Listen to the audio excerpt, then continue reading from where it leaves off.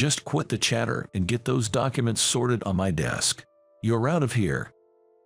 Not a single word of mine was heard. Only a barrage of insults filled the air. Seeing me speechless, Tyler, the director, leaned back in his chair with a smug look of victory. "Well, now I've got to clean up your mess. Hurry up and bring me all the paperwork you've dealt with so far. An unjust dismissal notice, and I'm not even allowed to hand over important client accounts." Watching Tyler lounging in his chair smugly, I felt as if a taut string inside me had suddenly snapped. "Understood. I'll gather the documents and then I'll leave. We'll handle the minor details. Just hand over the documents and pack up your stuff quickly. You're in the way of work." Tyler seemed eager to get rid of me as soon as possible. "Fine, I'll leave right away. Enjoy the hardships I've endured all these years to the fullest. My name is Mike. I work in the sales department of a major staffing agency. After graduating from high school, I joined this company right away. I started my career as a contract employee and, recognized for my achievements, I passed the evaluation to become a full-time employee. Even as a full-time employee, I continued to work diligently, eventually climbing up to the position of manager. Cherish connections with people is my motto, and I spend my days developing my team members, still making sales calls with them whenever I have time. I want them to see and learn from the experience I've accumulated. All the client companies I currently handle are ones with which I have long-standing relationships. They are all companies I secured contracts with from scratch, and thanks to the trust we've built over time, we still sign regular contracts. There's the grumpy President Harrison, but when the 10th-year contract was concluded, he showed his generous side, saying, "After all, it's all about people." Lately, I've been making sales calls mostly with the newbie, Alex. He's still inexperienced, so his work as a salesperson requires close attention, but he's compassionate and has a good manner. I'm excited to see him grow, potentially becoming a leading figure in the sales department.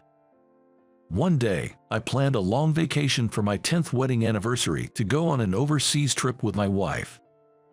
I've been away from home often due to business entertainments, causing my wife a lot of trouble. The members of the sales department have grown to the point where they can handle their work even in my absence for a few weeks. So, I decided to take a long vacation with peace of mind. Brandon, the director, readily agreed, and I devoted myself to work while preparing so that my subordinates wouldn't be inconvenienced during my vacation. Life-changing encounters come unexpectedly. It happened the day before my long-awaited vacation. Brandon's chronic illness worsened, leading to his hospitalization with no clear prognosis for discharge. Tyler Campbell was brought in from another department as the acting director in his place. Informed about the hospitalization by Bill, the executive officer, we started working with Tyler from that day. I'm Tyler, transferred from the administration department. I felt a bit uneasy about his lethargic attitude, but I figured it was just a tension of being in a new department, so I didn't dwell on it too much. For anything related to sales, consult Mike, the manager here. He's our ace, so he'll surely teach you a lot. When I was patted on the shoulder and told I'm counting on you by Bill, I felt my spine straighten. With the change in director, the workplace atmosphere was bound to undergo a significant transformation. I wanted to make sure not to stress my subordinates too much. Tyler, nice to meet you. I'm Mike. Looking forward to working together. I reached out for a handshake, but Tyler did not uncross his arms. Yeah, I don't care if you're the sales ace or whatever, but I can't stand incompetent employees or inefficient work. Just by looking at your subordinates, it's clear what kind of ace you are. Try to put even a single scratch on my title as director, and you'll find yourself out of here. I was at a loss for words at Tyler's provocative greeting. The possibility of what might happen next made my chest tighten. Everyone in the sales department works hard, sweating every day and doing their best. My sales team is also learning the job while making rounds with me. Everyone here is a respectable employee who takes responsibility for their work. So don't worry. I was infuriated to have my subordinates called incompetent, so I replied with a bit of sarcasm. What a ridiculous answer. Hard work is the same as incompetence if it doesn't yield results. Well, it'll be clear soon enough just by observing the subordinates. Though I was itching to retort to his arrogant remarks, I remembered something crucial. I was about to take a long vacation and would be away for a while. Tyler, I apologize for the inconvenience so soon after your arrival to this department. I will be on paid leave starting tomorrow. Tyler frowned for a moment, then relaxed his mouth as if he had thought of something. I have already negotiated with the clients regarding the projects during my vacation, and the subsequent negotiations have been scheduled for after my return. In case of an emergency, I have asked Alex to contact me and handle it. Taking paid leave at a time like this must be nice to be the ace. Well, fine. I'll take a good look at how your subordinates work in the meantime. If anything goes wrong, you'll take responsibility, right? Tyler provocatively challenged me with a scheming look. It was regrettable to leave my subordinates behind, but canceling my leave now would only inconvenience them and my wife. I decided to trust my subordinates. Yes, I will take full responsibility for anything that happens. Tyler smiled smugly and sank deep into his chair. After everyone had left, I considered the risks that might occur during my absence and created a manual document so that my subordinates could handle them, leaving a copy on each of their desks. 2 weeks later, I safely returned from my overseas trip and my long vacation ended. I had told Alex to contact me immediately if anything happened, but the lack of any news during the 2 weeks made me anxious. And then, on my first day back at work, arriving earlier than usual, I found Alex looking haggard with dark circles under his eyes. Alex, what happened to you, looking so worn out? Mike, you're back today, right? Actually, I think I made a mistake with a quotation. I'm currently rushing to correct it. Tyler said I'd be fired if I don't redo the quotation before he arrives. My worst fears had come true. But even if Alex made a mistake with the quotation, the final review and decision should have been Tyler's responsibility. Without Tyler's approval, the quotation wouldn't have been sent to the client. Did you show that quotation to Tyler? The final decision is up to him, so it shouldn't be your responsibility. What do you mean? Tyler said that since it's a regular client, his final review wasn't necessary, and he sent me out on the sales call without it. Looking at the quotation, I felt a pang of anxiety. This was for a client company with a difficult President Harrison. He is strict about time and manners and would never forgive such a simple mistake. I had always taken great care to ensure not a single error from the beginning of our contract. Final reviews are mandatory. Didn't I write it in red in the manual I left on everyone's desk? Manual? What manual? It turned out that no one knew about the manual I had prepared and left on each desk the day before my vacation. I immediately had a hunch. Could Tyler have disposed of the manual? While I was pondering this, Tyler arrived at work. Oh, finally back. We had a tough time while you were gone. Especially your promising newcomer messed things up big time. Tyler started complaining about the subordinates the moment he saw me, so I kept silent. After he finished his litany of complaints, I finally spoke up. Tyler, to prevent my subordinates from struggling, I left a manual on everyone's desk. It even mentions that your final review is mandatory. Weren't you aware of it? Manual, what's that? The one who neglected the final review was Alex. He went on the sales call without showing it to me, causing this mess. Thanks to him, I had to apologize. Tyler's voice grew increasingly agitated. Looking at Alex's face, he was pale, staring at Tyler in disbelief. I was immediately convinced that Alex wouldn't make such a simple mistake. I can hardly believe that Alex would take a quotation to a client without the final review. He said he tried to get confirmation from you but was told it wasn't necessary. Don't you remember that? What? You're saying it's my confirmation mistake that led to the wrong quotation being sent to the client? That's preposterous. Incompetents only know how to blame others. How are you the sales ace if you can't even prevent such a trivial mistake? Tyler's tirades intensified. There's no proof I placed the manuals on everyone's desks, nor evidence to clear Alex's false accusation. Arguing further seemed futile. I believe what Alex says. However, there's no evidence that you are covering anything up. The whereabouts of the manuals I placed on the desks are also unknown. Please wait until I find the evidence. I showered him with words akin to a declaration of war and returned to work. You've made a fool of me time and again. You'll regret going against me. With that, Tyler disappeared somewhere. While catching up on accumulated work, I pondered how to address the false accusation regarding the quotation. Alex kept apologizing to me, looking remorseful.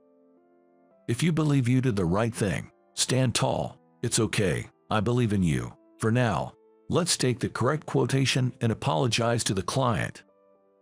I took Alex with me to apologize to the client concerning the quotation. Having informed them in advance about my long vacation and having made several visits with Alex, we managed to get their understanding for this incident. Mr. Harrison said as we were leaving, I judge anyone who makes even a single small mistake as someone who lacks respect for others. It's a phrase he often repeated to me. With my shoulders slumped and gaze lowered, Mr. Harrison continued to speak to me. But Mike, you hadn't made a single mistake in these 10 years, so I decided to overlook it this time. With those parting words, he returned to his office. It wasn't a contract termination, thankfully. Thank you so much, Mike. Alex's relief and trembling voice painfully convey his emotions. It's been a good experience. Let's make sure to cover for each other so this doesn't happen again. I hope we can somehow maintain a good relationship with Tyler. I patted Alex on the shoulder, offering words of consolation. However, upon returning to the company, the situation had worsened. Summoned by Tyler, I was given a shocking notification. What do you mean? That means Alex is fired. I don't need incompetent employees who don't admit their faults and blame me instead. Tyler's selfish reasoning infuriated me further. That's an unfair dismissal. I'll talk to the higher-ups about this. As I tried to walk away, Tyler said, I've already spoken to my father. You can't claim ignorance. My father is Vice President, Mr. Campbell. You and the incompetent newbie have crossed me. Since you seem to be favored as the ace, I spared you and fired the newbie instead, he said, revealing Alex's dismissal notice. Tyler's barbaric actions sent shivers down my spine. I finally realized that he applies pressure through power to anyone who opposes him. Please retract Alex's dismissal. I'll ensure nothing tarnishes Tyler's reputation from now on. Just please retract the dismissal. I pleaded desperately with Tyler.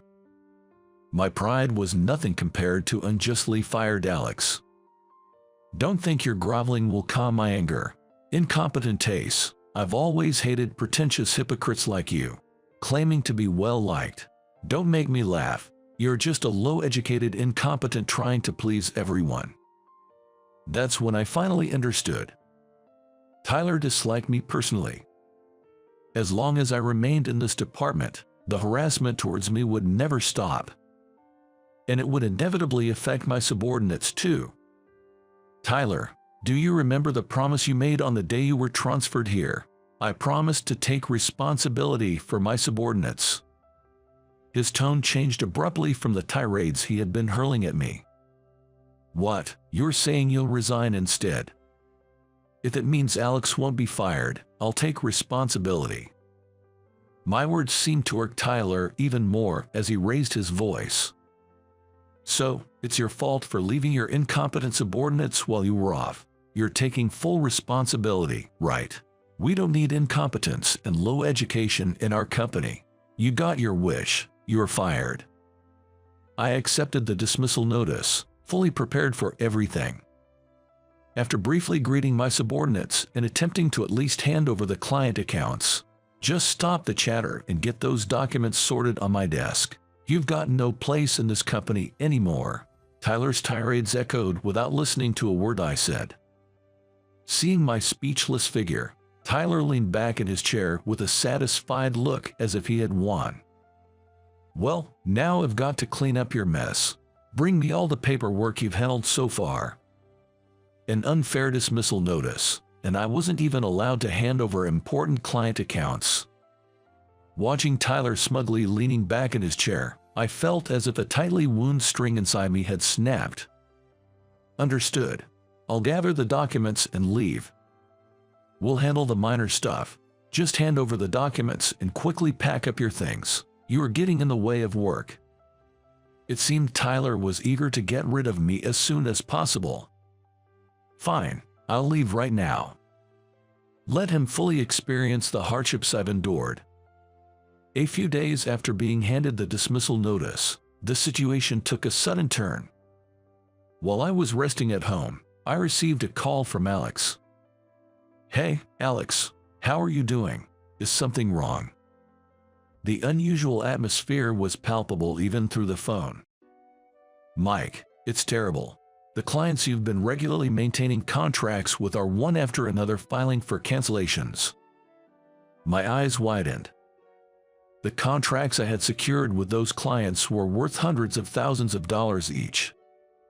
What? If they do that, the company's profits will be almost. Yes, as far as we know now, nearly $1 million in contracts are being canceled. There aren't many clients with whom we have regular contracts. Moreover, in a staffing agency, once clients no longer need personnel, we're no longer of use to them. To renew annual contracts, we had to constantly present how we could contribute to their profits and work beyond the typical scope of a staffing agency to improve their business alongside them. We transitioned from merely sending personnel to becoming partners, hand in hand. It was crucial to regularly visit the clients, understand their current needs, how we could increase their profits, and empathize with the challenges faced by the president and the company. As the sales manager, I valued this above all and made it a point to visit the clients myself. Now, it was all falling apart. There was only one other thing that came to mind. With that thought, I headed straight to the office. Upon entering the floor, I saw the staff bustling about, busy with phone calls. When I looked for Tyler, he was deeply slouched in his chair, seemingly lost in thought. He probably couldn't find any solution. Tyler, what's going on here? He looked up in surprise as he heard my voice. Hey, Mike, why are you here? You're supposed to be fired. Who let this guy in? Tyler's shout echoed throughout the office. The staff looked around in fear. I informed him, if things continue this way, all contracts will be terminated, leading to significant losses for the company. We need Mike's help. Alex raised his voice to Tyler like I'd never heard before. What an outrageous act. He's no longer a manager. We don't need help from someone who's been fired from the company. That's what incompetents think. First, tell me what happened. I heard all the clients filing for cancellations are the ones I had regular contracts with. I have a responsibility here. Tyler seemed taken aback by my words. That's right. Yes, it's all because I had to clean up your mess that we're in this situation. If you had completed your work properly before leaving, none of this would have happened. Your departure has caused a huge loss to the company's profits. I was astounded by Tyler's absurd excuses. Tyler, blaming others is something incompetents do, right? That phrase fits you perfectly now. Hearing my words, Tyler's face turned red, and he murmured to himself while sinking back into his chair. So, Alex, can you explain the situation? While Tyler was disheartened, I focused on understanding the situation. According to Alex, the lack of detailed handover from me led to miscommunications with the clients. Negotiations weren't as smooth as before, resulting in a barrage of criticisms from them. Suddenly, the clients were dealing with unfamiliar staff members without any explanation, and to make matters worse, Tyler later visited them, nonchalantly proposing increases in contract fees. Understandably, the clients were furious about the sudden talk of raising fees. Despite the backlash, Tyler continued to visit clients, only to propose increases in contract fees. And today, just before the contracts were up for renewal, there was a flood of cancellations. Tyler, you might not have known, but many of the presidents of my clients are difficult people, especially when it comes to delicate matters like money. You need a strong relationship of trust. If it were me, I'd be trembling. As I reflected, the hard work I had put in over the years flashed before my eyes. That's not my concern. Sure, I may be less educated and less capable in your eyes, but in exchange, I've always valued connections with people more than anything. It's by respecting these relationships that I've managed to generate profits that now shape the foundations of our company. Don't you dare act all high and mighty. This is my company. Don't you oppose me. Tyler's voice grew even harsher. At that moment, a phone rang. The internal phone on Tyler's desk started ringing. Tyler's body trembled slightly as he hesitantly picked up the phone. This is Tyler. Yes, right now, yes. Tyler's voice became fainter and fainter. Surely, the top management had been informed of the serious situation. Such a significant loss would obviously impact the company's management. Mike, too, yes, he's here. As expected, my name was mentioned. Most of the clients in question were mine, so it was inevitable. And from the way Tyler spoke, could it be he kept my dismissal a secret? Hey, Mike, there's an emergency executive meeting. Come with me. Tyler shouted as if venting his anger at me. Quietly following Tyler, I prepared myself for the upcoming Q&A session in the meeting. The emergency meeting took place in a large conference room. Tyler and I took a moment before opening the door. Bill and even our CEO, Mr. Richardson, were in attendance. Tyler, we'd like you to explain the circumstances leading to this situation. Tyler's expression changed, and he began to speak in a feeble voice. While Mike was on extended leave, a problem arose with a quotation from a new employee, and when I reported it to Mike, he accused me of being responsible. I was stunned by Tyler's false confession.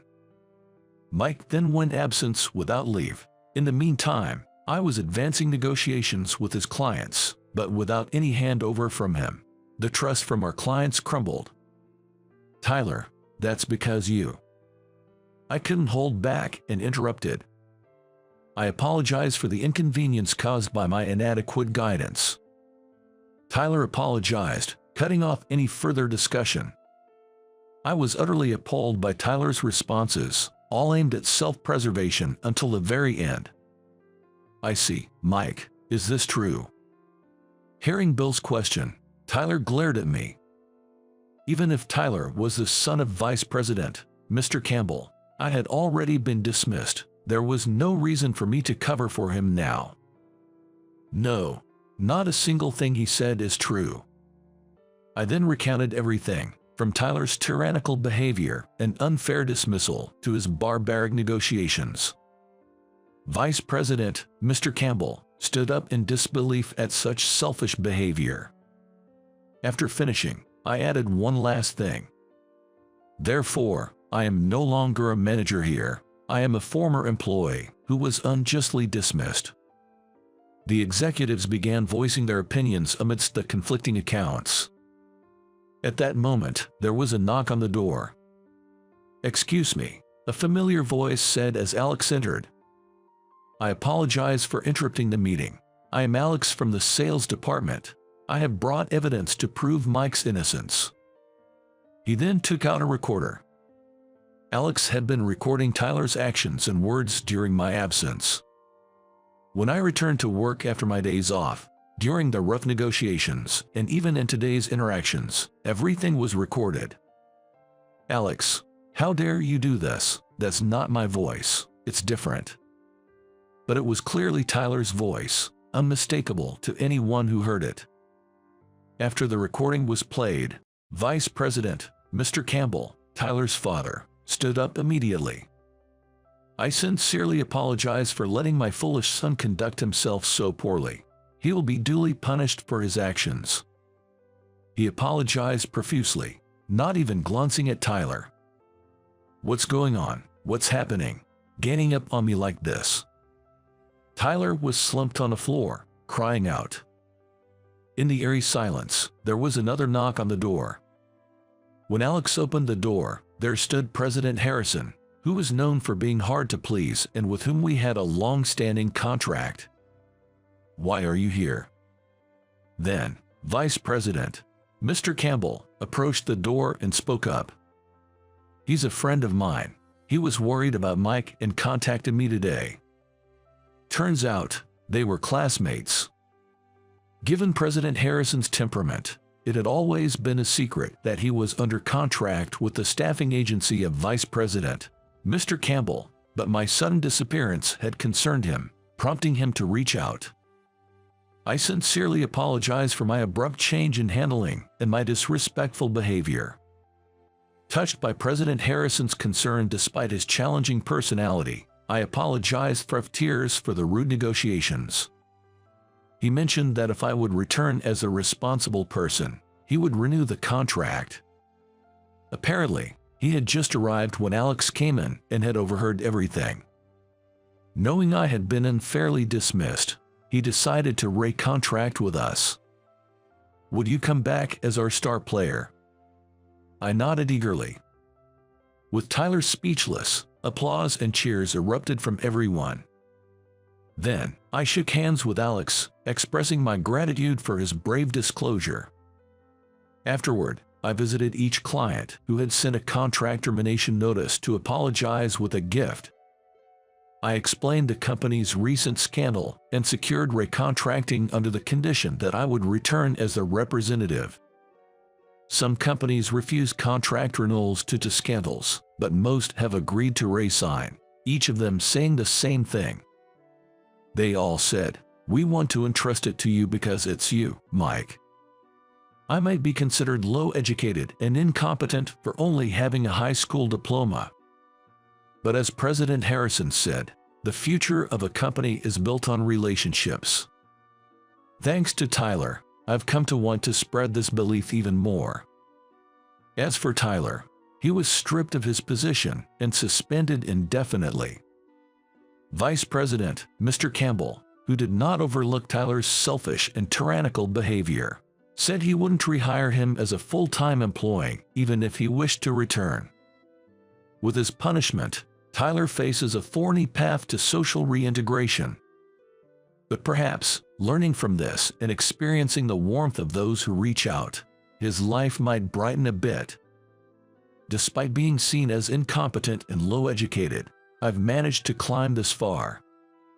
Time has passed since that day, and Alex, once a newbie, is rapidly advancing as the next ace in sales. As for me, I remained a manager for a while but was promoted to director after repeated recommendations from the executives. Although I feel a bit shy being called a director, my work style hasn't changed. Even with the new title, I continue to take newcomers and subordinates to clients, discussing the future of the company with challenging presidents even today. You're still not married. My beautiful wife is an executive secretary who has global experience. Not even out of high school, you wouldn't even get a chance to meet someone like her. After 30 years, my middle school classmate, now referred to as Mike, ridiculed me upon our reunion. He's probably still mentally stuck in the time when we graduated from middle school. Just then, I heard the soft honk of a car horn and turned my gaze towards the road. Parked there were 10 luxury cars, from which a line of well-built young employees began to emerge. Dressed in dark suits, the sight of these young men was quite impressive.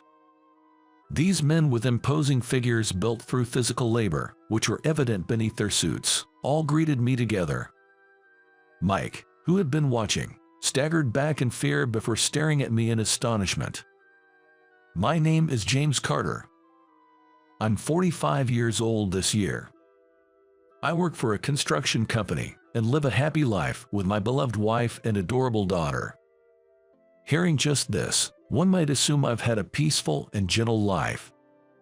But in reality, it's been anything but peaceful, filled with poverty and frustration. I was raised in a terribly poor family. Soon after I was born, my father fell seriously ill and was hospitalized. Despite desperate treatments, he passed away just a year later. Left behind were my young mother, barely in her 20s, me at the tender age of 3, and the debt incurred from my father's medical bills. My mother had to raise me single-handedly, working from dawn till dusk every day. As a result, I never had the toys or games that other kids my age took for granted.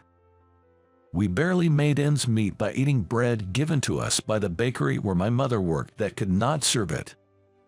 When I started elementary school and began receiving school lunch, I was so amazed by the taste. Without those meals, I would have likely remained painfully thin without proper growth. It's hard to imagine in a country as wealthy and advanced as the United States that there are children living like I did. I didn't want to be at home where my mother didn't come home until late at night, and I spend more time outside the house.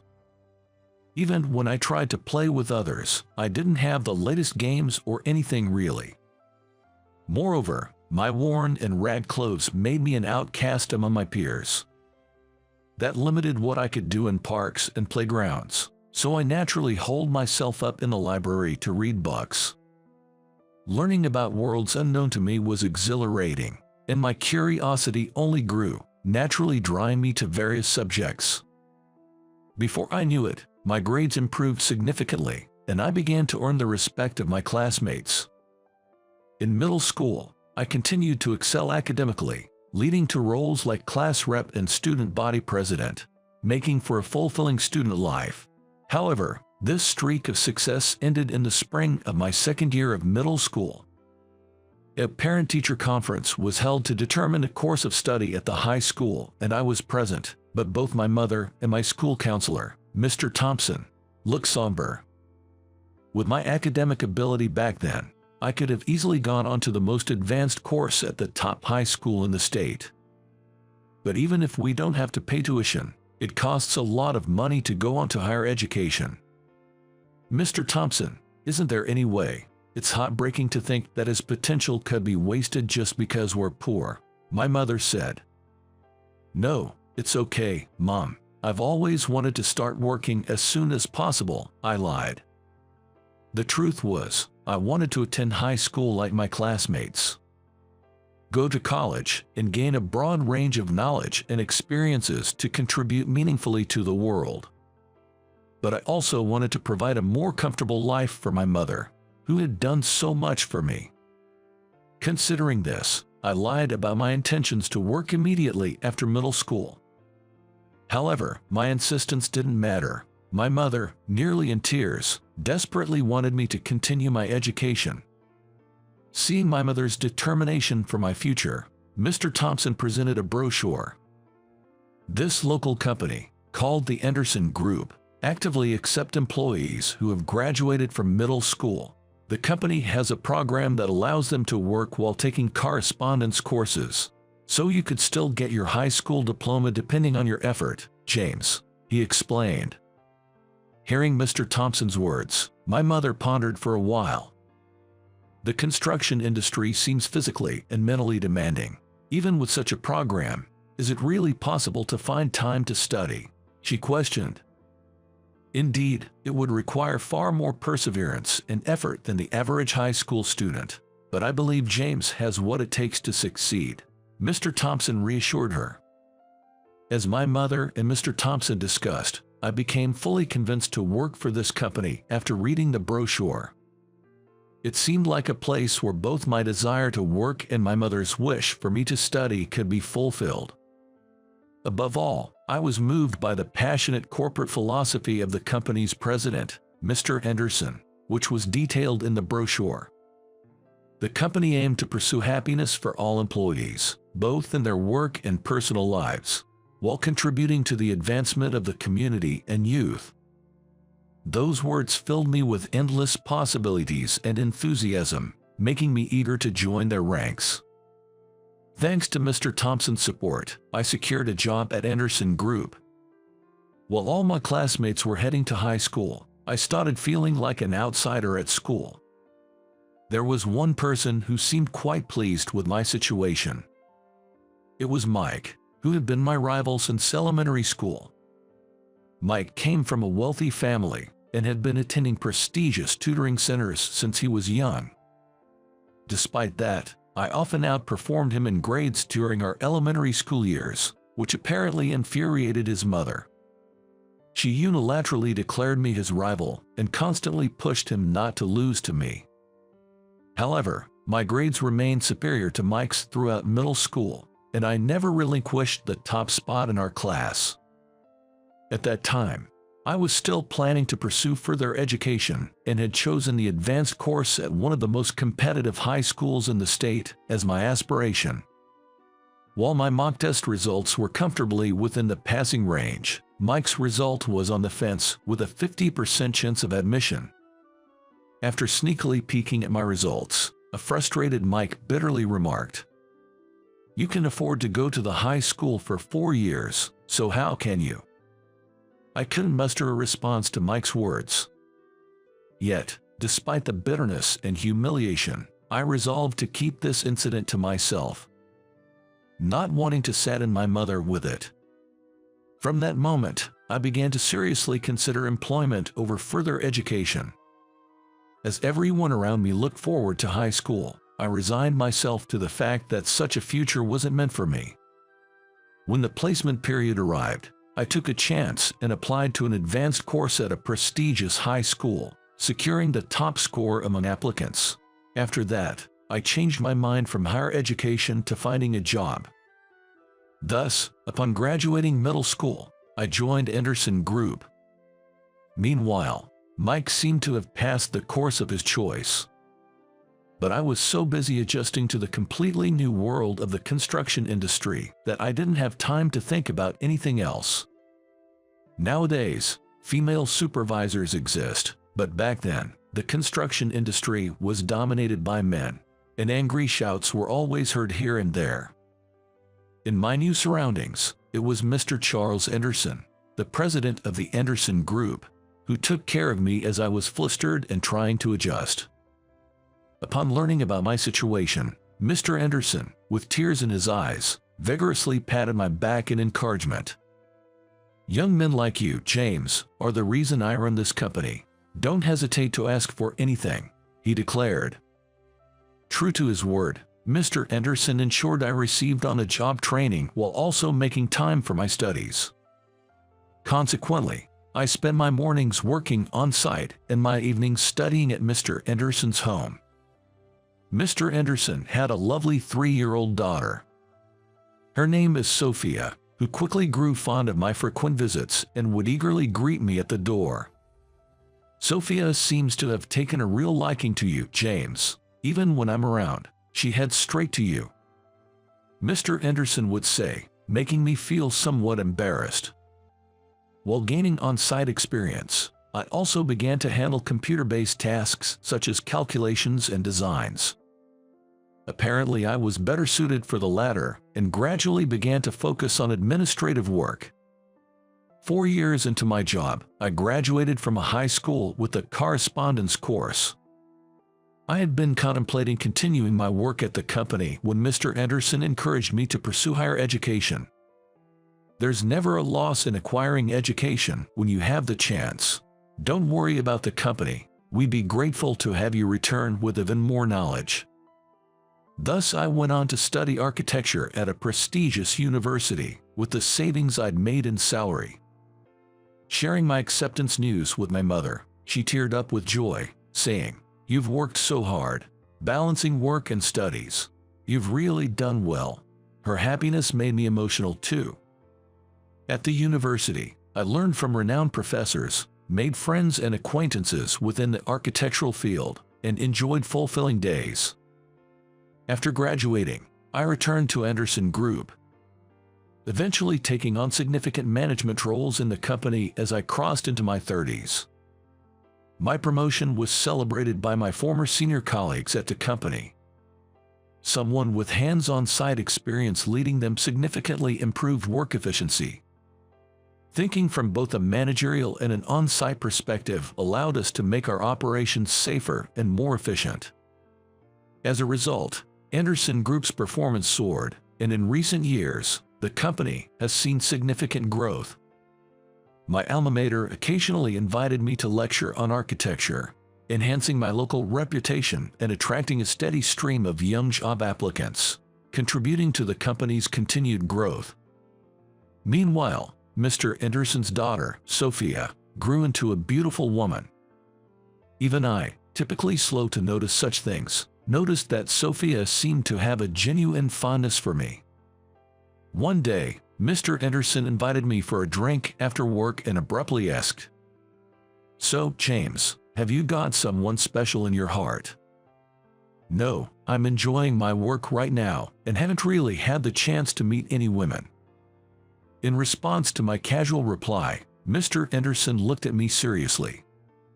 "What do you think of Sophia? You already know. She really wants to marry you. I can trust you with my sweet daughter." Though I had sensed her affection, having it explicitly stated made me feel both embarrassed and elated.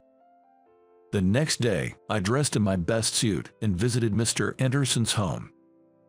With a bouquet of roses in hand, I declared to Sophia, "Sophia, I promise to make you happy. Please marry me." Nervously, I had intended to ask her out, but I ended up proposing instead. Nevertheless, Sophia blushed with happiness and said, "Yes, I'd be delighted to if you'll have me," and we were married a year later. Sophia took my last name, and we've been living a happy married life. 30 years after graduating from junior high and entering the workforce, I turned 45. It was a fitting milestone for me to become the second president of the company. Now, as my father-in-law, Mr. Anderson, taught me the ropes of being a president, my days became busier and more fulfilling than ever.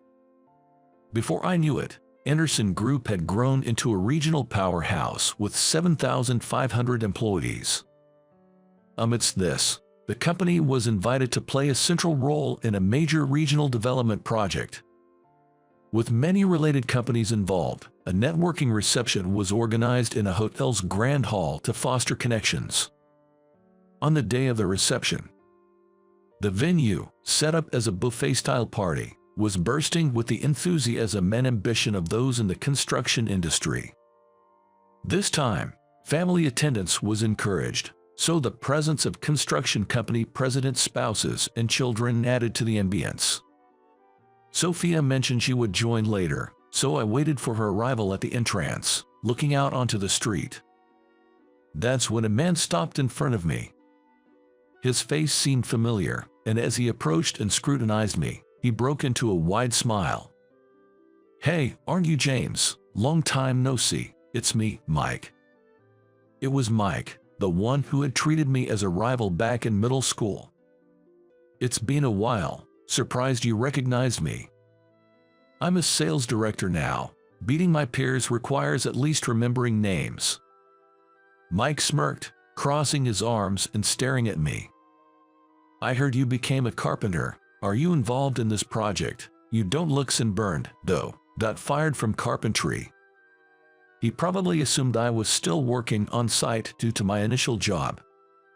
It seemed Mike couldn't grasp that people's jobs and positions change over time. Wanting to feel superior by comparing himself to me, just like in middle school.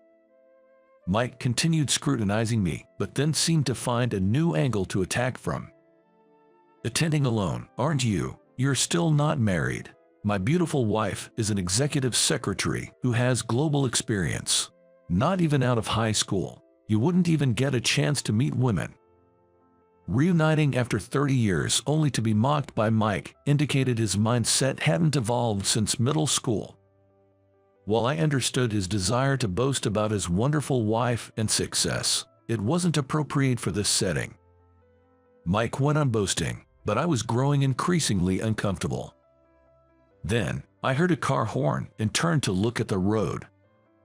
"James, I'm sorry to keep you waited." "Sophia, glad you could make it." In front of a lineup of 10 luxury cars. Sophia's arrival brought a smile to my face. "Thanks for coming today. Are the others in the cars behind your father and his colleagues?" "Yes, Dad wanted to give the younger members of the group a chance to learn too." As Sophia and I chatted amiably, well-built young employees began stepping out of the luxury cars. Dressed in dark suits, their presence was impressive. And their muscular builds, honed by physical labor, were apparent even through their suits as they greeted me. Witnessing this, Mike staggered back in shock, then looked incredulously between Sophia and me. "What? You're married, and to someone from the group?" "Yeah, she's my wonderful wife.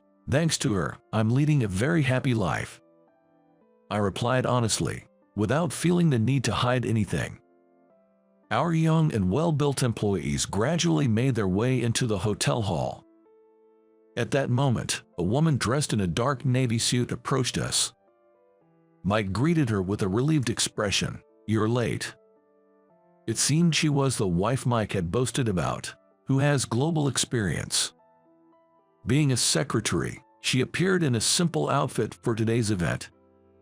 "This is my wife, Madison. She is beautiful and works as an executive secretary. She used to live in Paris and Barcelona, so she speaks French and Spanish. Isn't that great?" Mike boasted as if her achievements were his own. After a brief glance at him, I greeted Madison. Though undoubtedly beautiful, her often forlorn expression caught my attention. Noticing me, Madison's demeanor shifted to a more formal one as she quickly greeted me. "Thank you for your support. I appreciate your consideration the other day." "It's no problem at all. It must have been tough for you since then." Overhearing our exchange, Mike looked at me quizzically. "Madison's an executive secretary at a trading company, right? Why are you, just a carpenter, speaking so familiarly with her?" "What are you talking about? This is Mr. Carter, the president of Anderson Group, a leading corporation in our state. He generously forgave our company for a delivery mishap recently," Madison corrected him. Indeed, Madison was the secretary to the director of one of Anderson Group's business partners. Not quite the high-level executive assistant Mike portrayed her. As faced with the truth, Mike stood agape, stunned. After all, Anderson Group was central to the current project. It was almost absurd that Mike, involved in a regional development plan, didn't recognize my name. However, unwilling to accept the reality, Mike shook his head in disbelief before raising his voice again. "Stop lying. I don't know how you deceived my Madison, but it's shameful to boast and lie even though you're poor." I was about to retort when Madison quickly apologized. "I'm sorry for my husband's rudeness. Despite the opportunity you gave us at work recently, we've caused you discomfort today." "It's fine. Work and personal life are separate, after all." Mike's expression darkened as our conversation continued. His pride was likely hurt, seeing his wife, whom he had boasted about, apologizing to me, whom he had looked down upon. "What's this joke? There's no way a middle school graduate like you could be the president of the renowned Anderson Group. James is my husband, and there's no mistake that he's the president of Anderson Group." At that moment, Sophia, who had been listening in, spoke up. She began addressing Mike and Madison with a calm yet dignified smile. "James joined Anderson Group when I was just 3 years old. I've always known I wanted to be with him, and we got married as soon as I turned 18. What a lovely story. To be dedicated to your husband like that from such a young age, it must have been a fateful encounter." Flattered, I couldn't help but feel a bit embarrassed. We were late today because I was putting our daughter to bed. How old is your child? Madison asked, her gaze drifting enviously towards Sophia's belly, which was noticeably rounded with our second child. She's 3. We took our time to enjoy life as a couple before having her, so she's still quite young. Madison bit her lip in frustration as she listened to Sophia's innocent words. I've always wanted children too, but with both of us working, and my husband's expensive car hobby, we can afford it. Don't blame it all on me. You spend plenty too. Look at James's wife. She may dress simply, but she's much more beautiful than you with all your finery. Mike retorted, pointing out Madison's branded accessories and bags. Though Madison was adorned in brand name items, her gaze lingered on Sophia's attire. Sophia, preferring elegant fashion, might seem understated at first glance, but she actually collected rare, high-value pieces she genuinely liked, likely making her attire more expensive. The realization that she had given up on children for financial reasons, only to be faced with someone who seemingly had it all, must have been painful for Madison. Moreover, while men can father children at an older age with lesser physical consequences, women face significant physical burdens, adding to Madison's distress. As I pondered their situation, Mike, looking displeased, grabbed my arm. Look, running into you here must be fate. Let's do business with my company. I upset a major client last month. We're old acquaintances, right? I was at a loss for words to Mike's subtly one-sided argument. Even after all these years, he still looked down on me until he knew I was the president, and then he suddenly changed his tune. We worked hard studying together back in middle school, didn't we? Let's continue to get along.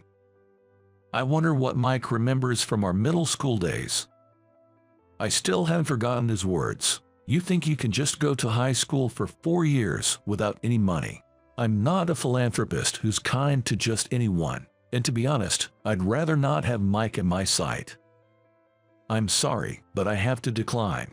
I don't think we can have a pleasant business relationship. What? Why not?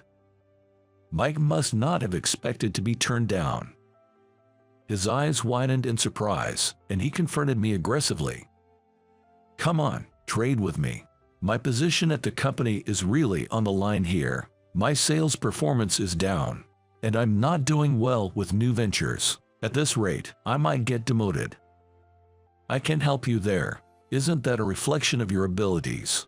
Who would willingly do business with someone whose performance is declining and is on the verge of demotion? Not just Mike was taken aback by my words. Madison, who had been listening in, hastily pleaded. Please let me also ask you. He could be fired, not just demoted. In fact, he has been messing around with a female subordinate and is being pursued by the company. He really can't afford to make any more mistakes. Is that what you want, Madison? When I asked her quietly, Madison could only respond with a surprised what, as her eyes widened. I've talked with you a few times at work, so I feel I have some understanding of your character. In truth, you can't forgive Mike for what he did, can you? Well. Madison muttered a word and then fell silent, looking down. Madison's stern and silent expression is probably a far cry from her usual one. Seeing his wife motionless, Mike panicked and pressed her. What do you mean? You're my wife. You should always be on my side, right? Leaving Mike to his ranting, I prompted Sophia to move into the grand hall with me. The reception ended successfully that day, but we never saw Mike or Madison again. That was the last time I saw Mike. What follows is what I heard from acquaintances at our trading partners. Following that reception, the large-scale development project for regional promotion progressed smoothly with various companies. But Mike's company was not among them. The lack of an attractive proposal was the main reason. However, it's rumored that Mike's bad behavior, which had become widely known, was also a factor in their reluctance to engage in business. Considering the effect on the company's future, the executives decided to transfer Mike from sales. He was moved to a less significant department, essentially being put on standby for voluntary resignation. It seems pitiful to hear that much, but in fact, it seems that the situation was one of leniency, that he was not reprimanded. This is because it was discovered that Mike was actually demanding bribes from his subcontractors. When his salary didn't increase as expected due to declining performance, he started selling company client lists to dubious firms in exchange for cash and lavish entertainment. As these facts came to light, and female employees he had harassed began to consider legal action, Mike finally surrendered. Taking responsibility for his actions, he resigned voluntarily. He tried to find work in other companies, but his reputation had already spread throughout the industry, leading to rejections everywhere. Having no choice, he managed to get hired as a temporary worker by a subcontractor, but his pride in having always been on the winning side in his life up to that point did not leave him until the end. It led to his resignation after failing to tolerate being instructed by younger supervisors. He then drifted through various part-time jobs, barely making ends meet. Meanwhile, Madison, having grown tired of Mike, decided to divorce him early on, and threw herself into her work with renewed vigor. Though they were not blessed with children, she paid a visit to a child welfare facility with a friend. It led her to volunteer and engage in support activities for children. Helping as many children as possible find their desired paths in life made her feel her life had meaning. "I'm truly grateful to you, Mr. Carter. You taught me that there's more to life than just marriage to Mike and gave me the opportunity to change my life," Madison said when we met again after a long time. She had stopped her flashy dressing and opted for a simple, elegant style instead. It seems that men with sincere intentions are also drawn to her.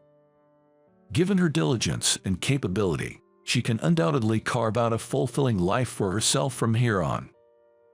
As for us, Sophia safely gave birth to our second child, a son, thereafter. As a family of 4, we cherish each other and live happily every day. Having experienced poverty in my childhood, I'm determined not to let my children go through the same hardships. Therefore, I'm even more devoted to my work than ever, striving daily to stabilize the company. If I ever seem to be heading in a dangerous direction, I'm sure Sophia, always by my side, will caution me. For the sake of my family and employees, I'm committed to managing Anderson Group with care. The regional development project has progressed smoothly, and now there's a large park in front of the station. As I watch my children play in the park, Sophia and I contemplate the future of our town together. The future of our children represents the future of our country. I want to do everything within our power to pass on a better world to our children. Watching our kids run around energetically, I once again reflect on our hopes for the future. When I got home from work, instead of a welcome back, my wife said, "We need to talk." Then, she looked down and said, "Please divorce me." I couldn't understand what my wife was saying. I had been busy with work, but I thought our marriage was good. However, when I heard her reasons, my mind went blank. My name is Harris Anderson. I'm a 33-year-old working in the sales department. 3 years ago, I married my wife, Ava, who was 5 years younger than me.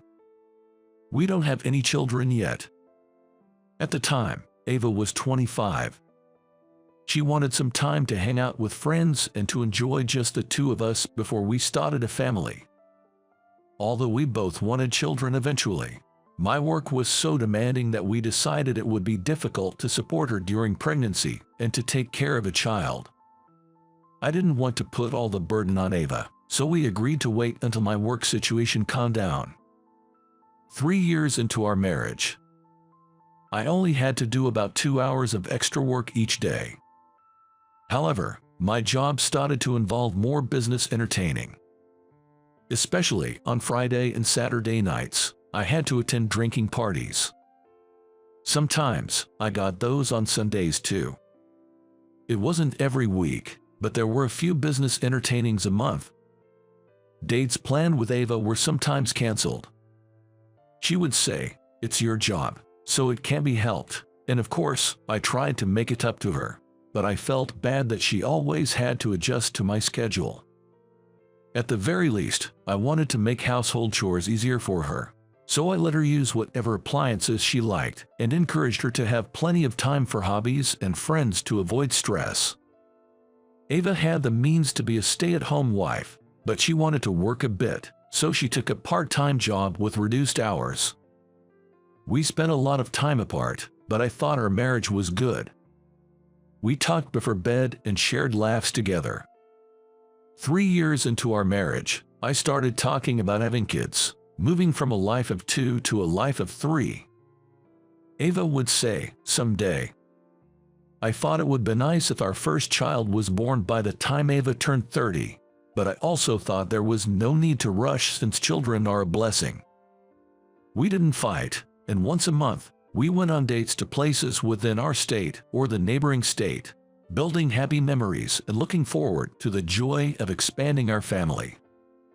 Then one night, instead of greeting me with "welcome back" at the door as usual, Ava was sitting in the living room with a serious look on her face.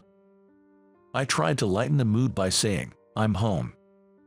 But instead of "welcome back," she said, "We need to talk." Did something happen at work? That's what crossed my mind. Worried, I was about to place my hand on her shoulder and peer into her face, asking, "What's wrong?" "Please divorce me."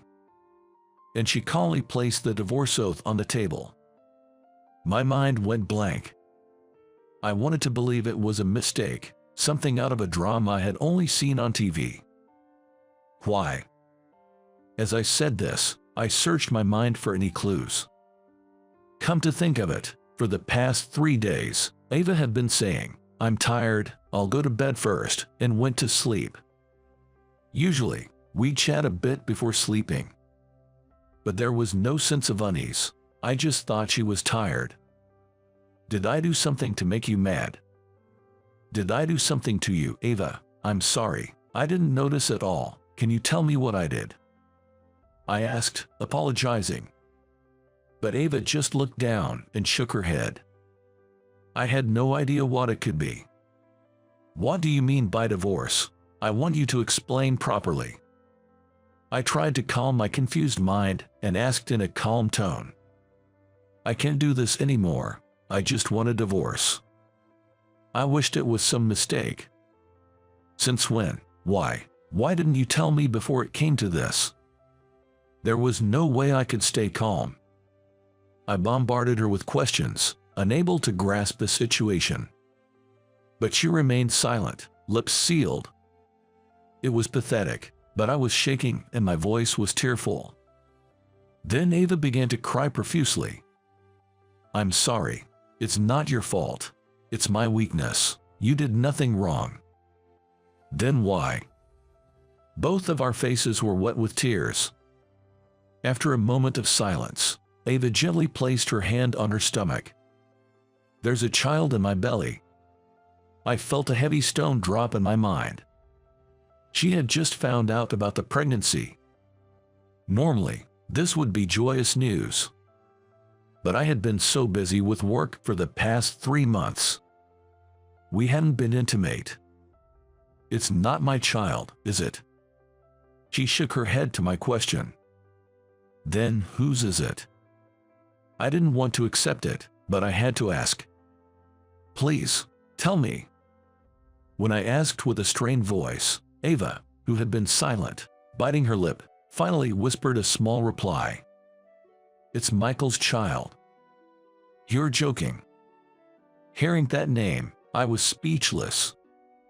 Michael was the name of my boss. It was someone I could never have imagined, and it nearly stopped my thoughts. Why? Since when? As I asked her, she answered through sniffles. She had been involved with Michael for 2 years. It all started when we invited Michael to our home. After a drinking party, wanting to continue the conversation, we ended up drinking more at our house a couple of times.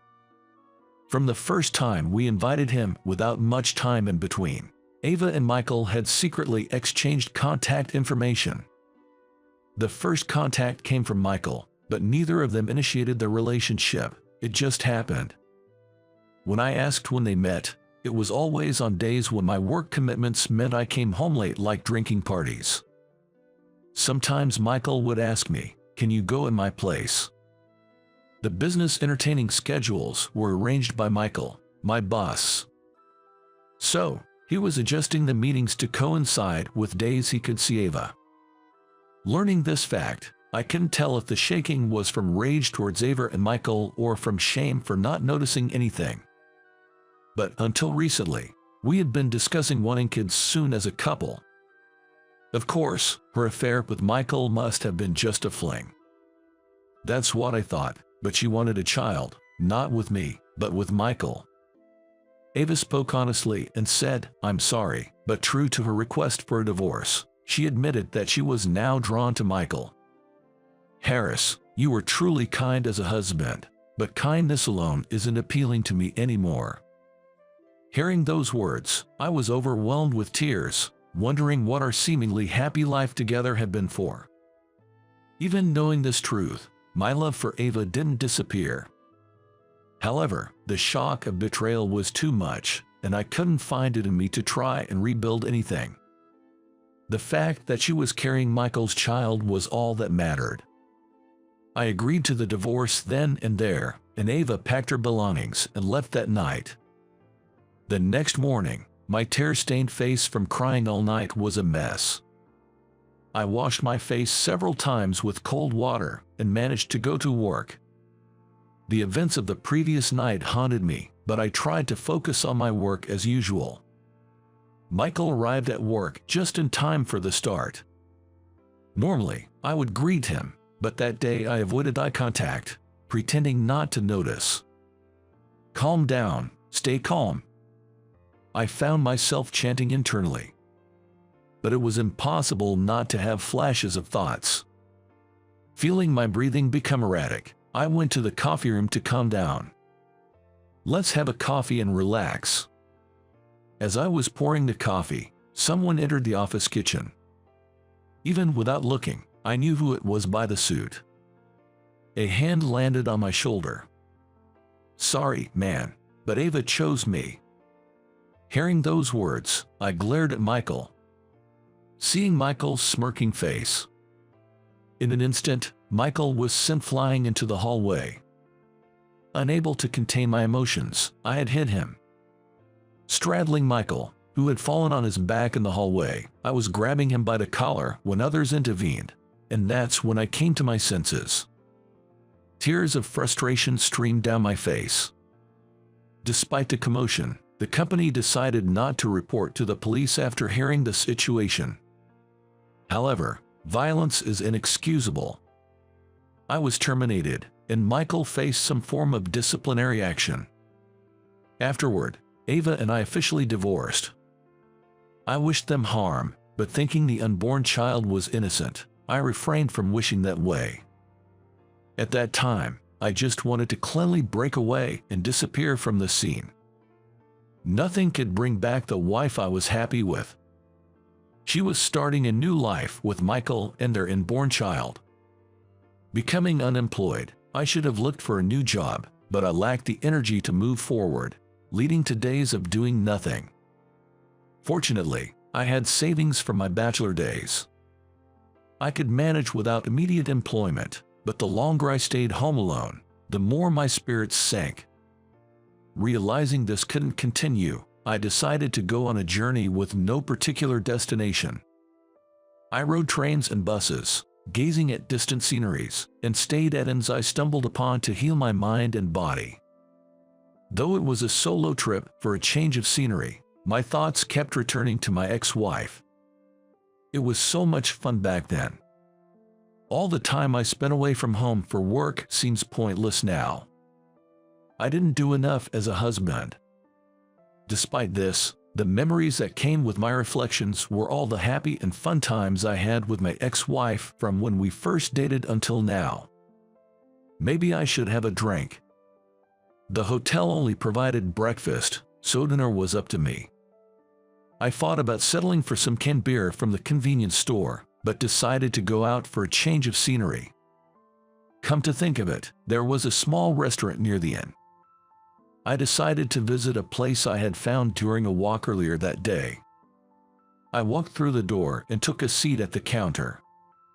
The place was somewhat busy with locals and tourists. That day, I had a couple of drinks in the fish dish before leaving. The next evening, remembering how delicious the local fish dish was, I went back to the restaurant. I had planned to stay at the hotel for one night and then move on, but I liked the scenery around there so much that I decided to stay another night. When I opened the restaurant's door, there were only 2 other customers inside. Maybe it was quiet because it was a weekday or because it was early. I took the same seat at the counter as the day before and ordered a drink first. While absent-mindedly watching the TV in the restaurant and slowly sipping my drink, the restaurant owner, now named Lucy, struck up a conversation. "You were here yesterday, right? Are you on vacation?" I awkwardly chuckled and replied, "Yeah, sort of," when she asked with a smile. "Take your time," Lucy said with a smile and went about her tasks efficiently. Eventually, the 2 other customers left, and I was the only one in the restaurant. Lucy brought over my additional order and struck up another conversation. "You seem a bit down. I hope it's not rude to ask, but are you traveling alone?" "Yeah, I guess so."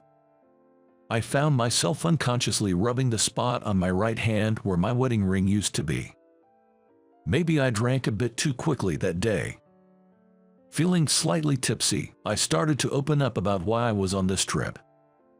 I hadn't talked about the divorce to anyone, not wanting to worry my friends. I probably just needed someone to listen.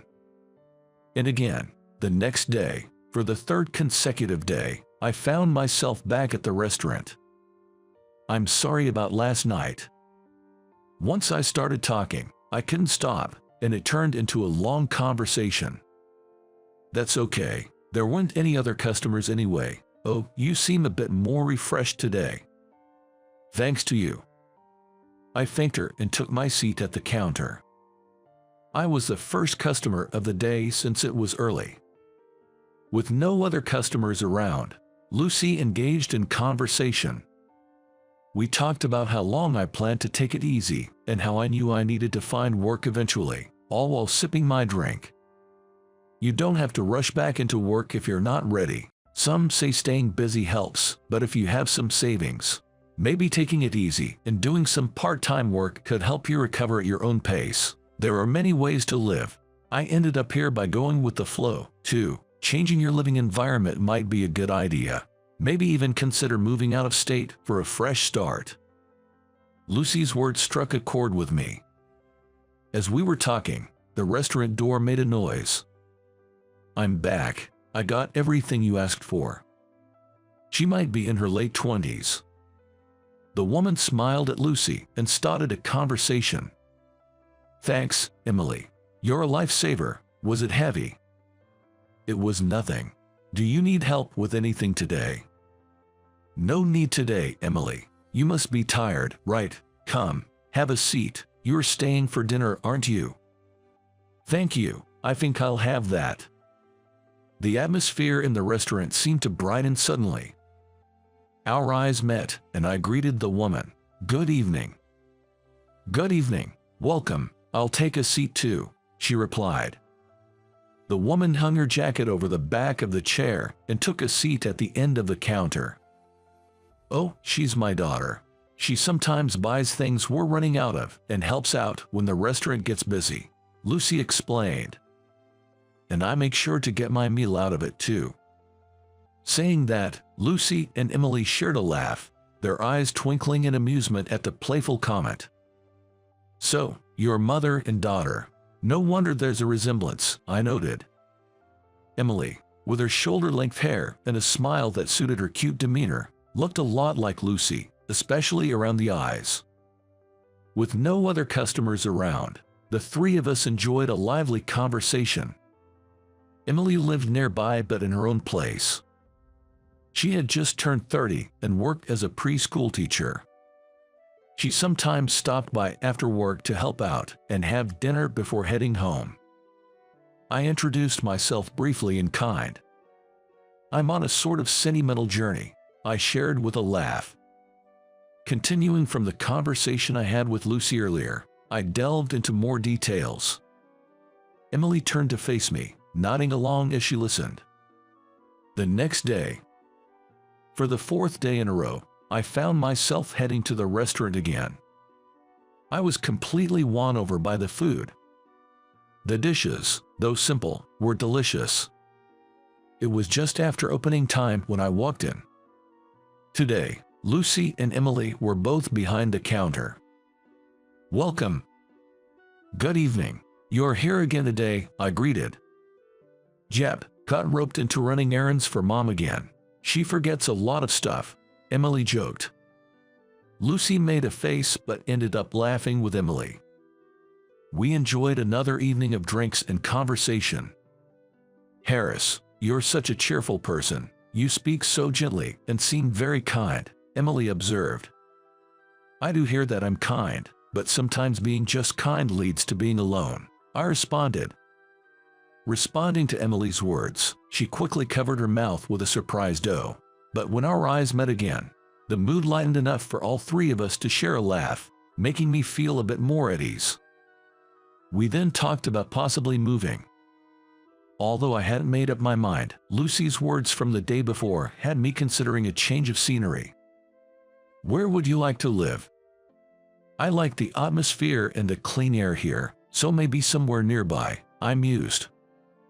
Both Lucy and Emily enthusiastically joined in, suggesting places as if they were thinking about it for themselves. I had always worked long hours, so I was also considering a change in that aspect. I'm sure you'll find a great place, Lucy encouraged. This area is really nice and livable, and, just in case you're interested, there's an opening for a child care assistant. It's at the daycare where I work, Emily mentioned. Child care assistant, what does that involve? I was unfamiliar with the role, so I asked for more details. A child care assistant helps with setting up and cleaning up play areas, mealtime preparations and cleanup, and general cleaning. The position was for a non-regular employee, and no child care qualification was needed. It was more about assisting the teachers and ensuring the children's safety. I just thought, with your kind demeanor, you'd be really popular with the kids, Emily mused. Me, helping out with kids. I had never considered working in a daycare or preschool, and couldn't quite picture myself in that role. Well, I didn't know there was such a job, I replied. It's just an idea, but think about it, won't you? Emily suggested. I momentarily pondered the diversity of jobs out there before moving the conversation to another topic and enjoying my meal. Ultimately, after a week's stay at the hotel, feeling somewhat rejuvenated, I decided to temporarily return home. The silence that filled the house upon my return was palpable, yet the space, filled with memories of my ex-wife, felt suffocating. After giving it considerable thought, I decided to leave this town and start afresh elsewhere. Determined for a fresh start, I decided to begin life anew elsewhere. Taking only what was necessary, I left the house filled with memories of my ex-wife behind. I chose a new apartment that came furnished. My destination was the town with the restaurant I'd visited during my trip.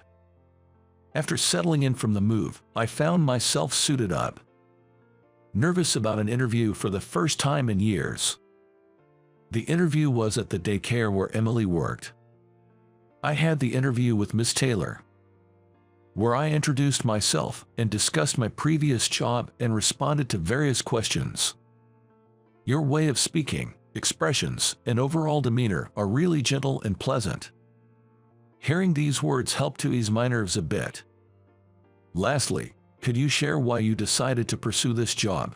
She asked. Yes, initially, I was unaware of the child care assistant role and couldn't imagine myself in such a position.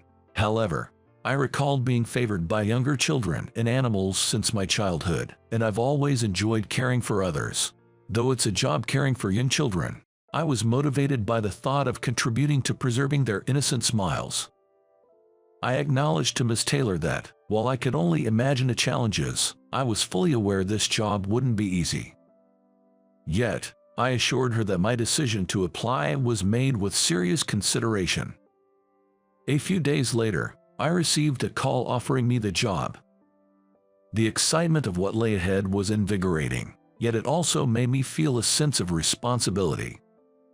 Once I started working, my tasks were more about indirect care than direct child care, involving cleaning, sanitizing items the children used, and taking care of anything that got dirty. I often found myself working behind the scenes or at a distance from the children and teachers. Day after day, I diligently completed the tasks assigned to me.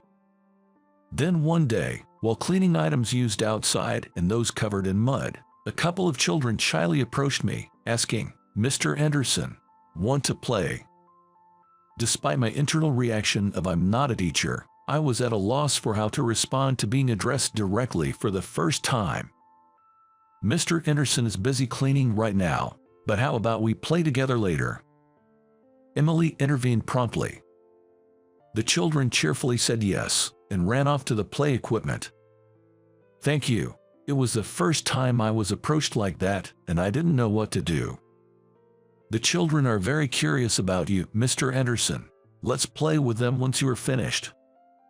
From that day on, gradually, I began to spend more time interacting with the children, playing with them, accompanying them on walks. Every time I experienced the children's innocence, my heart felt warmed. At the same time, I witnessed the remarkable skills of child care workers. They give each child attention and unwavering love. Every day, they create an environment where the children can have a fulfilling time at the daycare. It requires communication skills, physical strength, and sometimes patience, but they always empathize with the children's feelings. It might seem obvious, but it's not something that can be easily done. Moreover, there's a significant responsibility in taking care of these precious lives. Each time I felt this responsibility directly, I became more resolved. "How do you feel about interacting with the children?" Emily asked me after work. "The children's smiles always energize me. It's tough, but enjoyable." I shared my honest feelings, including my usual sentiments. Emily smiled and nodded in agreement. "I'm glad I introduced you to this job. It seems to suit you really well. Have you considered pursuing a career as a child care worker?" When Emily suggested this, I replied half-jokingly, "Do you think I could do it?"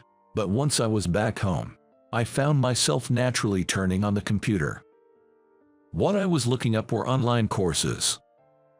I opened a page about obtaining a child care certification and read through it thoroughly, from start to finish. Interacting with the children every day and observing the teachers at work had sparked a desire in me to become a child care worker. I knew it wasn't a job to be taken lightly. Still, I wanted to give it my all and try. I enrolled in the online course to obtain my child care certification. Congratulations! With that exclamation, the table in front of me was laid with a cake and party food. "Come on, let's take a picture. Smile, smile." I held the acceptance letter in my hand, beaming with joy. "Now you're officially a teacher." "There's still so much more to learn," I replied. Though it was a slow process, I diligently studied child care through the online course. I could have taken the exam within a year, but I failed my first attempt. I passed on my second try. She even came to my house to help me study at times. She often brought dishes to share, greatly helping me during our study sessions. Though younger, Emily was a reliable senior colleague I could depend on. I pass thanks to you, Emily. Thank you so much. I'm so happy for you. Let's work hard together as child care workers from now on. Finally, I felt like I was on equal footing with her. I was filled with a renewed determination to work harder for the children. I could never have imagined that from the depths of despair, I would find such hope-filled days. A sentimental journey that started without direction led me to this fulfilling life in a place I stumbled upon. Even though I had decided not to dwell on the past, I couldn't help but reflect on it. I needed to be grateful for the circumstances I found myself in. I looked up at the ceiling, fighting back the tears that threatened to overflow. Well, shall we eat? As I tried to lighten the mood, Emily said, "Wait a moment. There's something I've been wanting to tell you once I could congratulate you." Emily turned to face me, looking me straight in the eyes. "Would you go out with me?" I was frozen, staring back at her. The thought of being confessed to had never crossed my mind. I had sworn off love and marriage, thinking I had had enough. I respected Emily as a senior colleague, one of the people I looked up to. But to say I wasn't attracted to her as a woman would be a lie. Emily's kindness and reliability. Her cooking skills that had thoroughly captivated my heart. Above all, I was often saved by Emily's positivity and her bright smile. Even now, having her by my side brings me comfort. I realized I had been suppressing my feelings for her. Of course, my feelings, once kept under wraps, were released, and her confession made my heart race. The slight tremble in my hand as I reached out to her was certainly not just my imagination. And so, Emily and I started dating. I went to inform Lucy of my passing the qualification exam and that I was now dating her daughter. "Wow, congratulations, you've passed 2 major milestones at once, becoming a child care worker and getting a girlfriend." Lucy's words made both Emily and me break into laughter. "We must celebrate. Just wait a moment, will you?" She made my favorite fish fry. It was a time of joy, but my journey as a child care worker had just begun. My first goal is to become a fully fledged child care worker. Together with her, I'm determined to work hard for the sake of the children.